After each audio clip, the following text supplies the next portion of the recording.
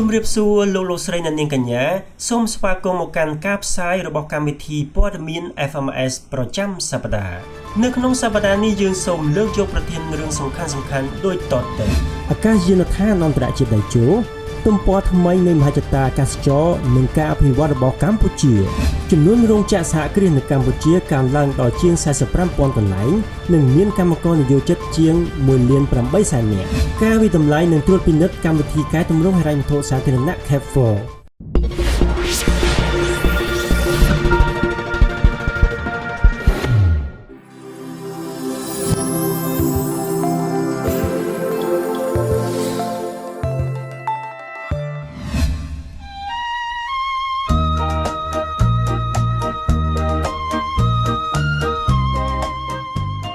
នៅចម្ងាយប្រមាណ 17 គីឡូម៉ែត្រភាគខាងត្បូងនៃរាជធានីភ្នំពេញកម្ពុជាបាននឹងកំពុងសាងសង់នូវសមិទ្ធផលដ៏អស្ចារ្យមួយដែលនឹងក្លាយជាទំព័រថ្មីនៃវិស័យអាកាសចរនិងការអភិវឌ្ឍជាតិអាកាសយានដ្ឋានអន្តរជាតិដៃជោគឺជាគម្រោងមហិច្ឆតាដែលមិនត្រឹមតែជាច្រកផ្លូវអាកាសប៉ុណ្ណោះទេក៏ប៉ុន្តែគម្រោងនេះថែមទាំងជានិមិត្តរូបនៃការរីកចម្រើននិងការតភ្ជាប់កម្ពុជាទៅកាន់ឆាកអន្តរជាតិស្ថិតនៅក្នុងស្រុកកណ្ដាលស្ទឹងខេត្តកណ្ដាលនិងមានផ្នែកខ្លះជាប់នឹងខេត្តតាកែវអាកាសយានដ្ឋានអន្តរជាតិដៃជោគ្របដណ្ដប់លើផ្ទៃដីប្រមាណ 2,600 ហិកតាទំហំនេះធ្វើឲ្យអាកាសយានដ្ឋានស្ថិតនៅក្នុងចំណាត់ថ្នាក់ជាព្រលានយន្តហោះធំបំផុតមួយនៅលើពិភពលោកមិនត្រឹមតែជាព្រលានយន្តហោះប៉ុណ្ណោះទេផ្នែកខ្លះនៃផ្ទៃដីនេះនឹងត្រូវអភិវឌ្ឍជាទីក្រុងព្រលានយន្តហោះដែលរួមមានមជ្ឈមណ្ឌលពាណិជ្ជកម្មនិងតំបន់លំនៅឋានដើម្បីជំរុញការអភិវឌ្ឍនៅក្នុងតំបន់នោះការសាងសង់បានចាប់ផ្ដើមតាំងពីថ្ងៃទី 7 ខែមករាឆ្នាំ 2020 ហើយគិតមកទល់ពេលនេះព្រលានយន្តហោះដ៏ទំនើបរបស់កម្ពុជាបានសម្រេចការសាងសង់ដំណាក់កាលទី 1 សឹង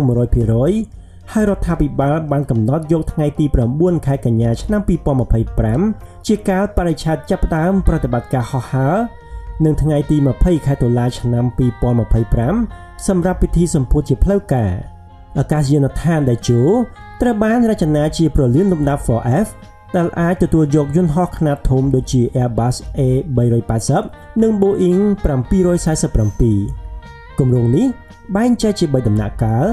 ដំណាក់កាលទី 1 អាចទទួលអ្នកដំណើរបាន 15 លាននាក់នៅក្នុងមួយឆ្នាំដំណាក់កាលទី 2 រហូតដល់ 30 លាននាក់នៅក្នុងឆ្នាំ 2030 និងដំណាក់កាលទី 3 រហូតដល់ 45 លាននាក់នៅក្នុងឆ្នាំ 2050 ព្រលានថ្មីនេះនឹងជំនួសព្រលានយន្តហោះអន្តរជាតិភ្នំពេញដែលមានអាយុកាលជិត70ឆ្នាំមកហើយគម្រោងព្រលានយន្តហោះអន្តរជាតិដៃជោគឺជាការវិនិយោគរួមគ្នារវាងរដ្ឋនិងឯកជនដោយក្រុមហ៊ុន OCIC កាន់កាប់ពីហ៊ុន 90% និងរដ្ឋលេខាធិការដ្ឋានអាកាសចរស៊ីវិលកាន់កាប់ពីហ៊ុន 10% ការវិនិយោគនេះក៏មានការចូលរួមពីធនាគារអភិវឌ្ឍន៍ចិនដែលបានផ្ដល់កម្ចីសម្រាប់ការអភិវឌ្ឍគម្រោងនេះផងដែរកន្លងទៅសម្ដេចបវរធិបតីហ៊ុនម៉ាណែតបានសង្កត់ធ្ងន់ថាអាកាសយានដ្ឋានដៃជោនឹងជួយបង្កើនចំនួនភ្ញៀវទេសចរនិងអ្នកដំណើរឆ្លងកាត់ដែលជាកត្តាជំរុញសេដ្ឋកិច្ចជាតិព្រលាននេះក៏នឹងបង្កើតការងាររាប់ម៉ឺនកន្លែងនិងជួយជំរុញការអភិវឌ្ឍនៅតំបន់នោះផងដែរដោយឡែកបើតាមរបាយការណ៍របស់លេខាធិការដ្ឋានអាកាសចរស៊ីវិលបង្ហាញថានៅក្នុងឆ្នាំ 2024 វិស័យអាកាសចរកម្ពុជាមានកំណើនគួរឲ្យកត់សម្គាល់ពលគឺមានអ្នកដំណើរកើនឡើង 22% និងទំនិញដឹកជញ្ជូនកើនឡើង 40% បើធៀបនឹងឆ្នាំ 2023 អាកាសយានដ្ឋានអន្តរជាតិដៃជោមិនត្រឹមតែជាហេដ្ឋារចនាសម្ព័ន្ធទំនើបប៉ុណ្ណោះទេក៏ប៉ុន្តែវាថែមទាំងជាសមិទ្ធផលឆ្លុះបញ្ចាំងពីមហិច្ឆតារបស់កម្ពុជានៅក្នុងការឈានទៅមុខលើឆាកអន្តរជាតិនៅពេលឆាប់ដ៏ខ្លីខាងមុខនេះព្រលានយន្តហោះនឹងបើកទ្វារស្វាគមន៍ភ្ញៀវទេសចរនិងអ្នកដំណើររាប់លាននាក់ដោយនាំមកនូវឱកាសថ្មីនិងក្តីសង្ឃឹមសម្រាប់អនាគតដ៏ភ្លឺស្វាងនេះគឺជាទំព័រថ្មីនៃការអភិវឌ្ឍរបស់កម្ពុជាគិតត្រឹមខែមេសាឆ្នាំ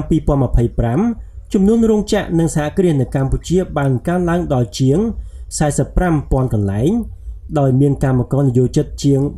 1,800,000 នាក់ក្នុងនោះជិត 1 លាននាក់ធ្វើការនៅក្នុងវិស័យវិជ្ជាភ័ណ្ឌនេះបើតាមរបាយការណ៍របស់រដ្ឋមន្ត្រីក្រសួងការងារនិងបណ្ដុះបណ្ដាលវិជ្ជាជីវៈនៅក្នុងពិធីអបអរការទទួលបានក្រុមហ៊ុនវិនិយោគ 200 នៅតំបន់សេដ្ឋកិច្ចពិសេសក្រុងព្រះសីហនុកាលពីថ្ងៃទី 22 ខែឧសភាឆ្នាំ 2025 ក្នុងរយៈពេល20ខែនៃនីតិកាលទី7ពលគឺពីខែសីហាឆ្នាំ2023ដល់ខែមេសាឆ្នាំ2025ចំនួនសហគ្រាសបានកើនឡើងពី 43,300 ទៅជាង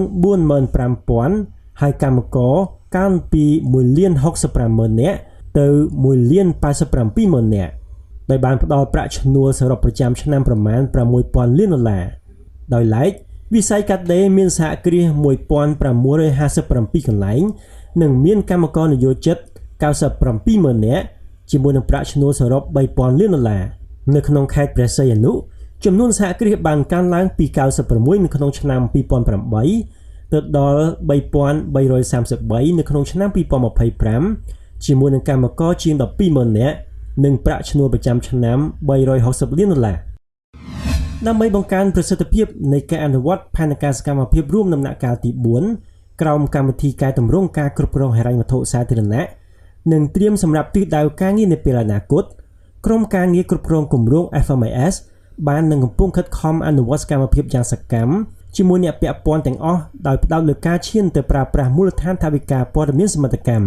ការអនុវត្តគម្រោង FMIS បានបង្ហាញមោទនភាពនិងសមិទ្ធផលសំខាន់ៗជាច្រើនដែលជាធាតុចូលដ៏មានសារៈសំខាន់សម្រាប់ការវិនិច្ឆ័យផលប៉ះពាល់លើប្រសិទ្ធភាពនៃប្រព័ន្ធគ្រប់គ្រងហិរញ្ញវត្ថុសាធារណៈនិងការផ្ដល់សេវាសាធារណៈក្នុងរយៈពេល20ឆ្នាំកន្លងមកកិច្ចពិភាក្សាត្រួតពិនិត្យពាក់កណ្ដាលអាណត្តិលើការងារអនុវត្ត CAP4 ត្រូវបានរៀបចំដោយគណៈកម្មាធិការដឹកនាំការងារកែតម្រង់ការគ្រប់គ្រងហិរញ្ញវត្ថុសាធារណៈក្រោមការដឹកនាំរបស់អាដាមមុនប្រាថ្នាអគ្គនាយកនៃអគ្គនាយកដ្ឋានបច្ចេកវិទ្យាព័ត៌មានគ្រប់គ្រងហិរញ្ញវត្ថុសាធារណៈដោយមានការចូលរួមពីជំនាញការនិងមន្ត្រីបច្ចេកទេសពាក់ព័ន្ធសូមអរគុណលោកស្រីអ្នកនាងកញ្ញាដែលតែងតែតាមដានការផ្សាយកម្មវិធីព័ត៌មាន FMS ប្រចាំសប្តាហ៍ពីដើមរហូតដល់ចប់កម្មវិធីរបស់យើងនឹងលើកយកព័ត៌មានសំខាន់ៗពាក់ព័ន្ធនឹងការអភិវឌ្ឍសេដ្ឋកិច្ចបច្ចេកវិទ្យានិងវឌ្ឍនភាពនៃការអនុវត្តគម្រោង FMS នៅកម្ពុជាជួបគ្នានៅសប្តាហ៍ក្រោយបន្តទៀតសូមអរគុណនិងសូមជម្រាបលា